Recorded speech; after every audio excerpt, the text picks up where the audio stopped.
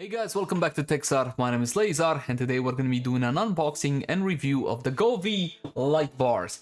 To be a bit more specific, because they do have multiple variants, these are the RGBICWW. These come in direct competition with Philips Hue, and to be a bit more specific, we're talking about Philips Hue Play Bars. Now, Philips Hue Play Bars are absolutely fantastic, and I can definitely vouch for it being a fantastic product. But these are basically half the price. Not only that, RGBIC, that means these can be individually controlled LED by LED, whereas the Philips Play Bars are one solid LED, that means a single color at a time. So essentially you get a bit more, do I dare even say it, play with these. But first things first, let's see what's inside the box.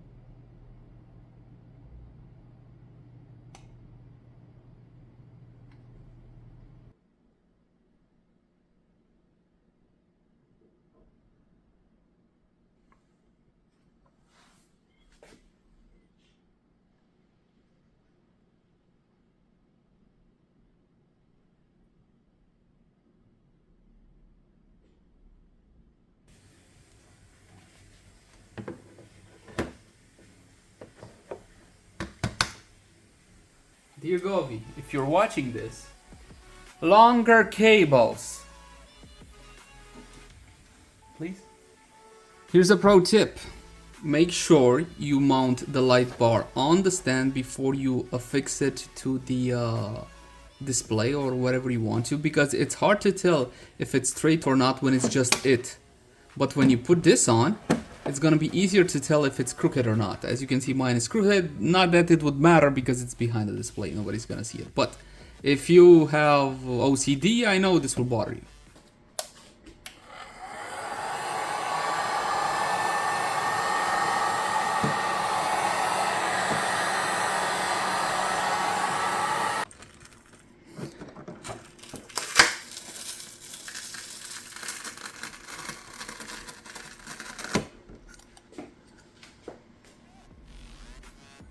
I've been using the product for a couple of days and I want to share a couple of my thoughts, both positive and negative. First of all, nobody sent this to me for review. I bought it with my own money. 50 euro I paid. That's about $58, or of course your regional equivalent. Let's start off with the good things. The RGB intensity. Does it actually RGB correctly? And yes, definitely 100%. The intensity of the colors is absolutely there and it is pretty precise. My problem is that within the app, it does not allow me to input the RGB values if I want a specific code. Now that's a minor gripe because you can use a color wheel, but it's not as precise as I would like it to be. Now you're gonna have to take my word for it simply because the camera that I am using to record these is not capable enough to pick up the intensity and the true colors that this one is capable of porking out. But again, the RGB is solid. What is not solid, or let's say less impressive, is the actual luminosity. 400 lumens. When I read the specifications, I thought, oh, definitely more than enough. 400 lumens, 360 degrees, yes? But unfortunately, considering that behind your displays, or my use case scenarios, behind displays, you're gonna have something there. Perhaps you're not gonna have a perfectly white wall. You're gonna have some cables, or perhaps a desk mount, a wall mount, something of the sort. You need more luminosity. You need more than 400 lumens. Now, the competition, as in Philips Hue, has 450 or something of the sort, so it's not gonna be a big difference either way. But I would like to see the next iteration of these have at least 500, just to drown the cables and mounts and whatever may be behind your wall. Even if you got a couple of scuffs within your wall, if you got the luminosity, you can bury it essentially in light, which will make everything a whole lot more clean, let's say. So I want more luminosity out of these. I want the application to allow me to input RGB values so I can properly match everything within my setup to a specific color or specific colors. Let's talk about RGB light games. Now, the main selling point to this over the Philips Hue, from my point of view, is that I see. So essentially, I get a whole lot more play, a whole lot more customizations. I can make fancier lights that can play around. In my experience, after you play around with the whole dynamic aspect of these lights, you're just gonna set them to a couple of colors, but it is pretty cool to make a gradient, which is absolutely fantastic. You can have a couple of LEDs one color, another couple of LEDs a slightly different color, and you essentially can make the whole RGB gradients. And that is something that the Philips Hue cannot do, so definitely thumbs up for that. I also want to talk about the quality of the materials, and this is not fantastic. While I appreciate the extremely heavy-duty double side, why? I appreciate the fact that you included this super heavy-duty double-sided tape for the display mounts. It's not really needed because these are extremely light bars. I don't know if they're like 50 or 100 grams a pop. And when you're using super heavy duty double-sided tape, it's gonna be difficult for you to get it out. You might want to reposition them, perhaps you put them crooked, or perhaps you simply want to put them somewhere else or change a display. The way to unpeel those is a bit problematic. First of all, I would let the display on for a while so it gets a little bit warm and try to peel it off, see if you get any results like that. If not, you're gonna have to get a heat gun. Now, the plastic they used is extremely, I don't want to say brittle, it's not brittle, it's a good quality plastic, but it's sensitive to heat, so be careful what you're doing with a heat gun. If you never used a heat gun before, please do not use it, okay? Not on my account, simply get a hairdryer. A hairdryer has a much higher chance of it being harmless. The point is, in a nanosecond you can melt the plastic, and once you melted it, it's bye-bye. you gotta heat around the plastic until the actual adhesive kind of comes a little bit loose, and then grab them with the tip of your fingers and pull, and then you will hate your... Yeah, it is what it is at the end of the day. I would love to see in the package at least one additional set of double-sided tape and a way for us to kind of undo it without hurting ourselves or without ruining the actual mount. That's one thing. The other thing is the desk stands, and the desk stands are horrible. Absolutely bloody terrible. They're extremely cheap, flimsy, they're extremely light, so essentially if you just pull on the cable, which is heavier than the actual desk mount itself, it might actually fall. What these need first and foremost is a channel for the cable. There is nowhere for that cable to go, so the cable comes out the front. Now granted, if you're going to be turning them back so the RGB faces the wall like the product is intended to be used, you're not going to have any problem with that. You're not going to see the cable. But if you want to put them towards the front or try something a bit different, you're going to see that cable, which essentially ruins the whole clean look. We need a channel for the cable. I don't think it would be that difficult to implement, and if these bases were just a bit more heavier or have some sort of way to suction cup to a table, that would be fantastic, because again, you don't have a whole lot of heft there, so they're extremely easy to knock down.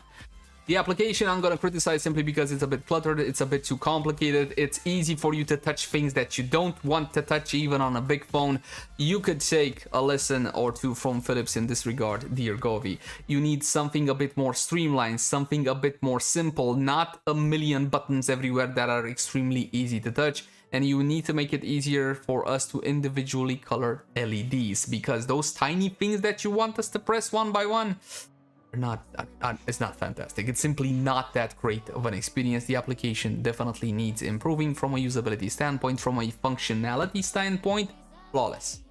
Everything worked perfectly well. As soon as I installed the application and I plugged in the lights, it saw it immediately say, hey, you want to connect the thing? I want to connect the thing, and it connected the thing. Not only that, I also fully integrated it with Google Home, and it again works flawlessly. I had no issues from a functionality standpoint.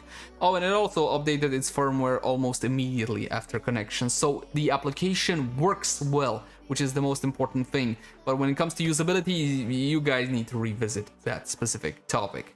And I do believe, my friends, that is pretty much it. From my humble point of view, this is definitely worth the money. At the end of the day, you are getting a whole lot of bang for your buck, so it's hard not to recommend a product that does RGB right. Not only that, it also comes at an affordable price point. I still have two things to complain about, however. First of all, I need longer cables. I absolutely detest electronics that come with a short cable. You just need this longer cable to get to the socket, and everything that you had on your setup until that point needs to be rerouted. Please, Govee, just include longer cables if at all possible. And the last small thing, you don't need to make your packaging similar to anybody else. You can establish yourself as your own brand. I welcome the competition in the RGB space. The truth is that I've been using Philips Hue for the past 4 years, 5 years, something of the sort. I'm a huge fan. They have almost never let me down, but their prices have always been kind of high. So I welcome the competition, and I fully recommend the Govee RGBICWW light bars. You need better naming schemes as well. As always, my name is TechZar. Thank you guys so much for watching. Like, share, and subscribe only if you enjoy the content. We're gonna have more stuff like this on review pretty soon. I'll see you guys in the next one.